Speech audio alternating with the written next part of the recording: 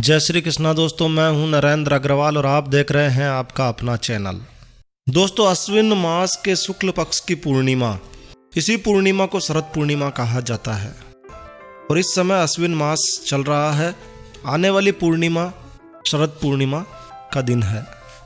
शरद पूर्णिमा को संपूर्ण भारत में एक बड़े त्योहार के रूप में मनाया जाता है। देश के विभिन्न हिस्सों में इसे कई नामों से भी जाना जाता है, जैसे कि रास पूर्णिमा, कोजागरी पूर्णिमा, पूर्णिमा व्रत और कौमुदी व्रत भी इसे कहा जाता है।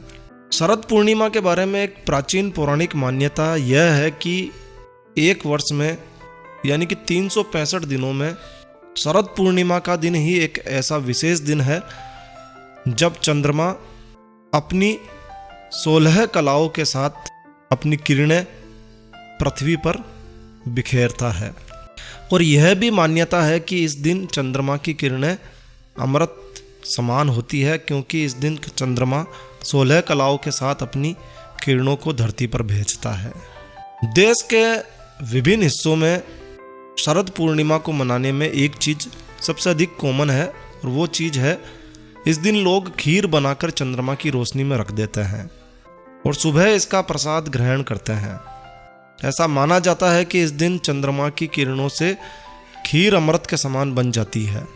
इसके अलावा यह भी मान्यता है कि इस दिन यानी कि शरद पूर्णिमा के दिन व्रत रखने और पूजा करने से व्यक्ति को रोगों से मुक्ति मिलती है, उसकी उम्र लंबी होती है।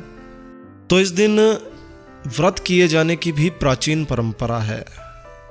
हमारे देश में मनाए जाने वाले तीज त्योहारों में एक विशेष बात और है, और वो है कि जब किसी तीज त्योहार पर, चौथ पर, पूर्णिमा पर कोई व्रत किया जाता है तो उस दिन की एक विशेष पौराणिक कहानी जरूर सुनी या सुनाई जाती है।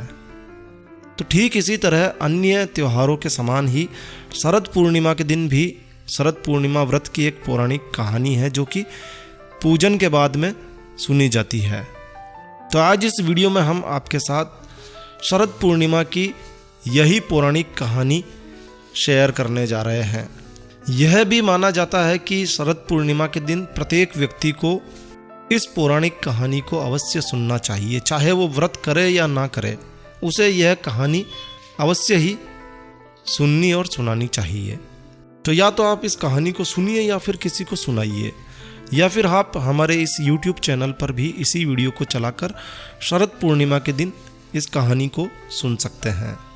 माना जाता है कि शरद पूर्णिमा के दिन जो भी व्यक्ति इस कहानी को सुनता है उसे माता लक्ष्मी जी की एक विशेष कृपा प्राप्त होती है, उसके चंद्र दोष दूर होते हैं, आरोग्य को वो प्राप्त करता है। तो शरद पूर्णिमा के दिन आपको यह कहानी अवश्य ही सुननी चाहिए। तो आइए शुरू करते हैं और जानते हैं इस पौराणिक कहानी कथा के बारे में। कहानी काफ़ी प्राचीन है। एक नगर में एक साहूकार रहा करता था। इस साहूकार के 2 पुत्रियां थी, 2 बेटियां थी। साहूकार की दोनों पुत्रियां बड़ी धार्मिक थी, धर्म कर्म में उनका बड़ा ही ध्यान था और दोनों ही बेटियां पूर्णिमा का व्रत रखा करती थी। लेकिन दोनों बच्चियों में, दोनों पुत्रियों में एक बड़ा अंतर था। वो बड़ा अंतर इस प्रकार था कि बड़ी बेटी हमेशा अपना व्रत पूरा किया करती थी, लेकिन छोटी बेटी व्रत अधूरा ही छोड़ देती थी।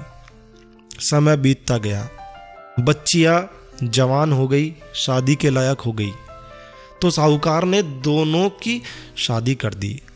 समय के साथ बड़ी बेटी ने स्वस्थ संतानों को जन्म दिया, लेकिन छोटी बेटी जो कि व्रत को हमेशा अधूरा ही छोड़ दिया करती थी, जब भी उसे संतान प्राप्त होती, संतान प्राप्त होने के तुरंत बाद वो मर जाती। 1 बार, 2 बार, 3 बार, 4 बार लगातार जब बार बार ऐसा होना लगा, संतान होती और मर जाती। तो बार बार संतानों की इस प्रकार से मृत्यु हो जाने पर वो साहूकार और उसकी छोटी बेटी बेहद दुखी हो गई। दुखी मन से साहूकार अपनी बेटी को लेकर एक पंडित के पास जाते हैं। पंडित ने कहा कि तुमने पूर्णिमा का व्रत हमेशा अधूरा किया, जब भी व्रत किया तुमने अधूरा ही छोड़ दिया और इसीलिए तुम्हारी संतानें जन्म लेते ही मर जाती है। पूर्णिमा का व्रत विधि पूर्वक करने से तुम्हारी संतान जीवित रह सकती है। उसके बाद में छोटी बेटी ने ऐसा ही किया। कुछ समय बाद छोटी बेटी को फिर से एक संतान की प्राप्ति हुई। इस बार लड़का पैदा हुआ जो कुछ दिनों बाद ही फिर से मर गया। उसने लड़के को एक पाटे पर लेटाकर ऊपर से कपड़ा ढक दिया और फिर बड़ी बहन को बुलाकर लाई और बैठने के लिए वही पाटा दे दिया।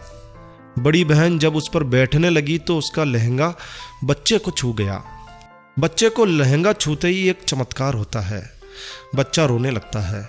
यह देखकर बड़ी बहन बड़ी हैरान हो जाती है और अपनी छोटी बहन से कहती है, तुमने अपने पुत्र को यहाँ सुला दिया और मुझे बैठने के लिए कह रही हो। अगर वह मर जाता तो मुझ पर कलंक लग जाता।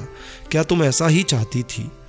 तब छोटी बहन बड़ी बहन से बोलती है, नहीं नहीं, ऐसा नहीं है बहना, यह तो पहले से ही मरा हुआ था। यह तो तेरे ही भाग्य से जीवित हो गया है, तेरे ही पुण्य प्रताप से यह जीवित हुआ है, क्योंकि तुमने हमेशा पूर्णिमा का व्रत पूरे विधि विधान से किया है, क्योंकि तुमने पूर्णिमा का व्रत हमेशा पूरे मन से किया है। बड़ी बहन इस चमत्कार पर काफी आश्चर्यचकित हो जाती है। और दोस्तों, वह दिन शरद पूर्णिमा का दिन होता है जब वो बच्चा जीवित हो जाता है। इसके बाद में दोनों बहनों और साहूकार के द्वारा पूरे नगर में ढिंडोरा पिटवा दिया जाता है कि सभी नगरवासी शरद पूर्णिमा का व्रत अवश्य करें। सभी लोगों को यह बताया जाता है कि शरद पूर्णिमा के व्रत की क्या महिमा है। शरद पूर्णिमा का व्रत एक महान व्रत है जो कि मृत बच्चे को भी पुनः जीवित करने वाला होता है। तो इस तरह यह पौराणिक कहानी शरद पूर्णिमा के व्रत के पश्चात, पूजन के पश्चात सुनाई जाती है, सुनी जाती है। आप भी इस कहानी को यदि पूर्णिमा वाले दिन नहीं देख रहे हैं, पहले देख चुके हैं, तो फिर से आप इसे देख सकते हैं। शरद पूर्णिमा के दिन आप इसका श्रवण अवश्य ही कीजिए। खासकर रात्रि में चंद्रमा की रोशनी के नीचे बैठकर इस कहानी को अवश्य सुनना चाहिए।